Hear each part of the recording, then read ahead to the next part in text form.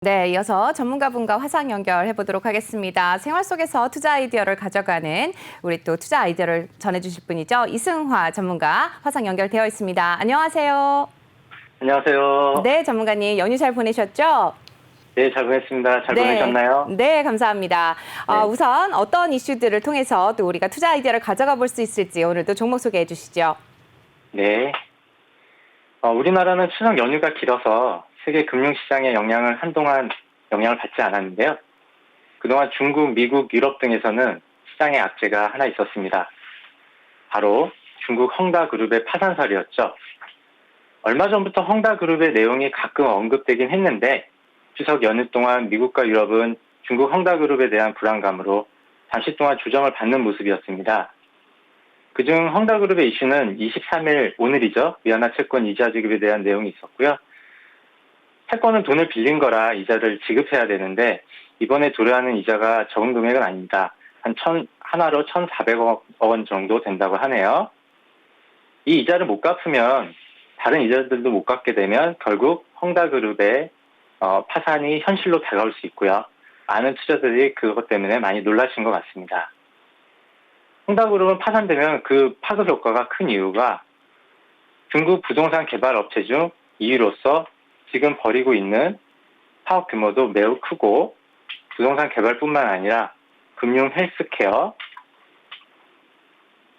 전기차, 생수 사업까지도 그 영역을 다양합니다.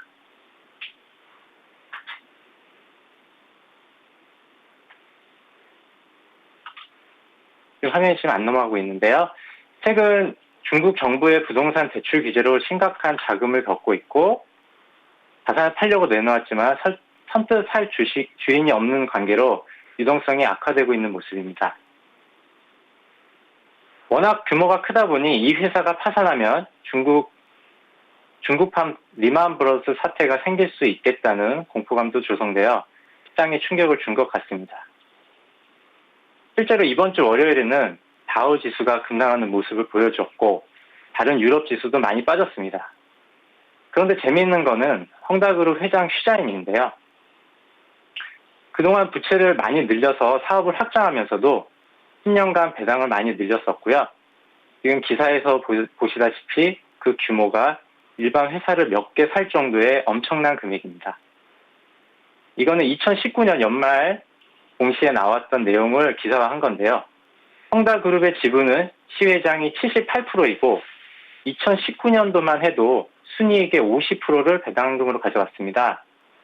그래서 시자인 회장은 헝다그룹이 망해도 본인은 그동안 배당받은 돈이 워낙 많기 때문에 실제로 아쉬울 것이 별로 없어 보입니다.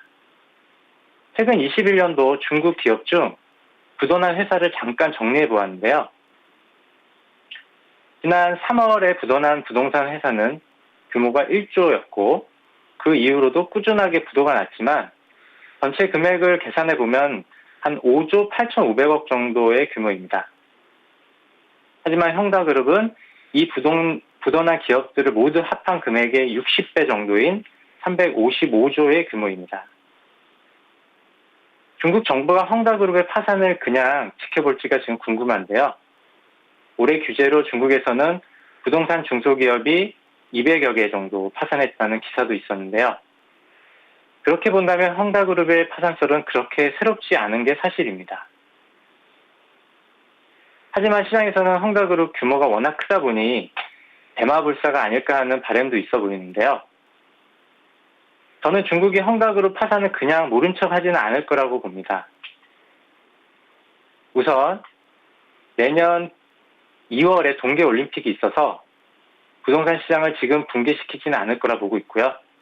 그리고 가을에 있을 지도부 교체에 대한 부분인데 중국 공산당원도 사람이기 때문에 지금 상황에서 과연 개혁을 무리하게 시도하여 시장에 혼란을 주지 않을 가능성이 높다고 볼 수 있습니다. 또한 헝다그룹뿐만 아니라 다른 중소건설사 상황도 그렇게 좋지는 않고요. 적자이거나 파산 가능성이 높은 상태에서 헝다그룹을 쉽게 파산시키진 않을 것으로 생각이 되는데요. 중국은 부동산 시장이 꽤 높은 비중을 차지하고 있습니다. 부동산 시장의 붕괴는 결국 정부 은행들에게도 충격이 이어지고 금융 시스템의 붕괴도 초래할 수 있기 때문에 시진핑 정권이 다음 3기를 준비하는 과정에서 그리 쉬운 결정은 아니라고 봅니다. 그리고 헝다그룹의 주가도 그동안 많이 선반영되었다고 봅니다. 작년 가격의 10분의 1 수준으로 하락하여 어느 정도 헝다그룹의 위험성은 계속 시장에서 인지하였을 것 같습니다. 그럼 헝다그룹의 이슈가 시장에 충격을 어느 정도 주었는지 체크할 필요가 있어서 비트코인을 봤는데요. 헝다그룹 이슈가 있었을 때는 비트코인도 급락을 하는 모습이었습니다. 최근 6천만 원까지 올라갔다가 5천만 원 초반까지 급락하였고 지금은 안정세를 찾아가는 모습이었고요. 약간 반등하는 모습도 보여주고 있습니다. 그리고 중국 본토 시장에서도 그 충격이 어땠는지 확인해 보았는데요. 전일 상해 종합지수도 연휴 후 첫 개장이라 걱정을 했는데 장시장에는 급락을 했는데 헝다그룹 채권 이자를 지급할 것을 발표하면서 강보합으로 마감하는 모습입니다. 전일 중국 시장은 전부 강보합으로 마감하였다는 건 헝다그룹의 이슈는 시장에 계속 악재로 남아있지는 않고 저가 매수세가 들어오고 있다는 것을 보여주는 것 같습니다. 어제 홍콩 시장은 휴장이었는데요. 그래서 그 전에 9월 21일 홍콩 H지수도 한번 살펴보았습니다. 홍콩 H지수도 하락 후에 마감장에는 반등하는 모습으로 끝났습니다. 위기가 닥칠 때 찾는 안전자산인 금도 한번 보았는데요. 9월 20일 기준으로 금 선물이 계속 안정세를 보이는 모습이었고 최근에는 하락까지 했다가 잠깐 반등을 모색하고 있지만 상승의 에너지가 그렇게 크게 느껴지진 않습니다. 과거 리먼브러더스 사태 후 경기 위축으로 급락했던 WTI도 잠깐 봤는데요. WTI도 아직 70달러 위에 있는 모습으로 위험을 만약 감지하였다면 급락하였을 자산인데 오늘 새벽 뉴욕 시장에서는 WTI가 올라가는 모습이었습니다. 또한 파월 의장이 헝다의 부채 문제는 중국에 국한되는 것으로 선을 그어서 일단락하는 모습이었습니다. 하지만 헝다그룹의 문제는 계속 중국 시장의 이슈가 될 것이고 헝다가 급속한 파산보다는 질서 있고 점차적인 파산 절차를 밟아가지 않을까 하는 전문가들의 의견이 많습니다. 그래서 시장의 조정시마다 그동안 눈여겨보았던 좋은 주식들을 차츰차츰 담아가면 어떨까 하는 생각입니다. 저는 오늘 관심 가는 투자는 금입니다. 헝다그룹의 문제로 인해 안전자산을 생각하시는 분들이 있을 거라 생각해서 금 투자 방법 중 가장 효율적인 투자를 안내해 드리고자 합니다. 헝다그룹은 하나의 이슈이긴 하지만 이제 시장이 올라갈 때마다 위기에 대한 대비를 생각하시는 분들도 있으실 것 같은데요. 그리고 인플레이션 해지용으로 금 자산에 투자하시는 분들이 주변에 있을 것 같아 금 투자 방법을 소개해 드리겠습니다. 이 투자는 전체 투자 자산의 10에서 20% 사이에서 생각하실 수 있는 투자 아이디어이고요. 장기적으로 보시는 분들에게 더 어울릴 것 같습니다. 금은 전통적으로 안전자산이죠. 그래서 위기가 다가오면 금의 가격은 서서히 올라가고 그 수요도 많아지는 것 같습니다. 그렇지만 금을 직접 매매하면 투자 방법에 따라 그 수익률이 달라지는데요. 제일 많이 하시는 투자는 직접 금은방에서 실물 투자하시는 거죠. 많은 분들이 그렇게 하셨을 거라고 생각이 되지만 요즘은 금융 투자를 통해 금을 담아가는 여러 가지 방법이 있습니다. 펀드에 투자하실 수도 있고요. 골드뱅킹 계좌로 은행에서 만들어서 투자하실 수도 있고요. 또한 증권사를 통해 ETF나 ETN에 투자하시는 방법도 있습니다. 제가 말씀드리고자 하는 것은 KRX 금거래소에서 투자하시는 방법을 말씀드리고 싶습니다. 우선 KRX 금거래소에서 투자를 하시면은 양도세와 부가가치세 10%가 면제되고요. 비용 면에서 아주 매력적입니다. 그리고 모바일로도 거래가 가능하고요. 실물을 받고 싶으시면 인출도 가능한데 굳이 그렇게 하실 필요는 없어 보입니다. 왜냐하면 그렇게 되면 부가가치세 10%가 다시 부과되거든요. 그리고 금을 보관하려면 금고가 필요한데 비싼 금고 대신 한국예탁결제원에서 안전하게 보관하시는 방법이 더 좋지 않을까 생각이 됩니다. KRX 거래를 하면 더 유리한 점을 비교를 통해서 알아보겠습니다. 일단 세금이 없는 게 장점이고요. 1g 단위로 소액 투자도 가능합니다. 특히 수수료가 매우 저렴하니 다른 방법보다 월등한 이점을 보이고 있고요. 실제로 금 1kg을 거래했을 때 가격 추이를 한번 보여드리겠습니다.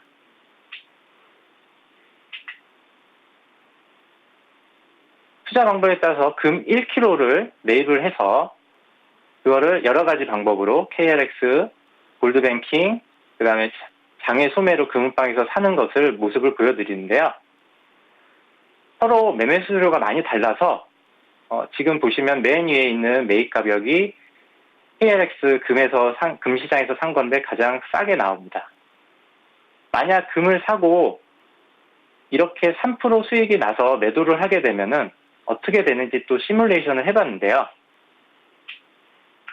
매입 이후 가격이 3% 상승한 다음 매도를 했을 때의 가격입니다. 여기서 보면 KRX 금거래소 수익률이 제일 좋고요. 맨 하단에 있는 장외소매, 우리가 금은방에서 거래하시는 거죠. 금은방에서 거래하시면 마이너스 15%입니다. 그래서 저는 금자산을 공격적으로 투자하시라고 말씀드리는 게 아니라 안전자산과 인플레이션 해지용으로 정리식처럼 담아가시는 것을 당부드리고 싶고요. 공격적인 투자자들한테는 매력적이지 않습니다. 대신 중국이 지금 위기를 잘 해결한다고 생각하시는 분들에게는 ETF 중 코덱스 차이나 H를 관심 있게 보시라고 말씀드리겠습니다. 그동안 장기간 조정을 받고 있는 H지수의 모습인데요. 현재 10년간 H지수는 가격 중 가장 하단에 있습니다.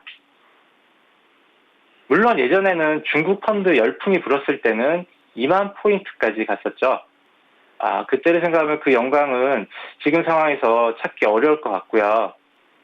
홍콩 H지수는 쉽게 한번 말씀을 드리자면은 중국 본토 기업이 발행했는데 홍콩 거래소에서 상장되어 거래되고 있는 주식 중 시가총액 거래량 등의 기준에 의해서 분류한 40개 종목으로 구성된 지수입니다. 특히 H지수는 우량주로 구성되어 있고 외국인 투자자의 비중이 높습니다.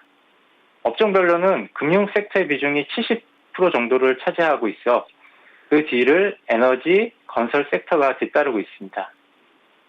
헝다그룹의 파산설 때문에 그런지 현재 홍콩 H지수는 그동안 많은 조정을 받은 것 같고요. 가격 흐름도 많이 낮아져 있습니다. 그래서 실제로 10년간의 추이에서 보면은 가격 메리트가 조금은 있어 보입니다. 하지만 중국 시장에 대한 불안감이 있거나 중국을 부담스러워하시는 분들도 있으시라고 생각이 되는데요. 그런 분들한테는 굳이 H지수를 투자하실 필요는 없다고 봅니다. 그것 말고도 투자하실 때는 많으니까요. 대신 지수에 투자하는 ETF는 종목을 선정하실 필요가 없고요. 그래서 더 편하실 것 같습니다. 그래서 인덱스 투자에 관심 있는 분들에게는 한번 지켜볼 관심 지수가 아닐까 생각이 됩니다. 최근 바닥을 여러 번 다지고 있는데요. 계속 중국의 이슈가 있으면 바닥을 치다가 다시 올라가고 다시 내려가고 하는 모습인데 바닥 부근의 가격은 한 18,000원 정도 지지선을 보여주고 있는 것 같습니다. 그래서 이 가격대에서 강하게 받쳐준다면은 조금씩 사 모아 가실 수 있으실 것 같고요. 옛날에 가격이 짧게는 올해만 해도 24,000원까지 갔기 때문에 24,000원 가격까지 바라보신다 그러면은 적지 않은 수익률을 가져가실 수 있으실 것 같습니다. 사실 중국 시장은 항상 공포가 많고 말이 많습니다. 하지만 우리가 그래왔듯이 항상 시장에는 공포가 있을 때 가격이 가장 저렴합니다. 그래서 단기적으로 트레이딩 하시는 분들에게는 주식이 고가여도 살 수 있지만 그런 시장 대응이 어려우신 분들에게는 가격이 싼 이런 ETF 가격 기술을 투자하시는 것도 유리하다고 생각이 됩니다. 따라서 긴 호흡으로 인덱스 투자하시는 분들에게 더 관심을 가져보시라고 말씀드리고 싶고요. 손절매 라인은 지수 ETF라서 크게 설정하지는 않았습니다. 하지만 17,000원 가격이 붕괴되면은 또 다른 위험 신호가 온 거로 생각이 되기 때문에 손절매 가격은 17,000원 정도 보시면 될 것 같습니다.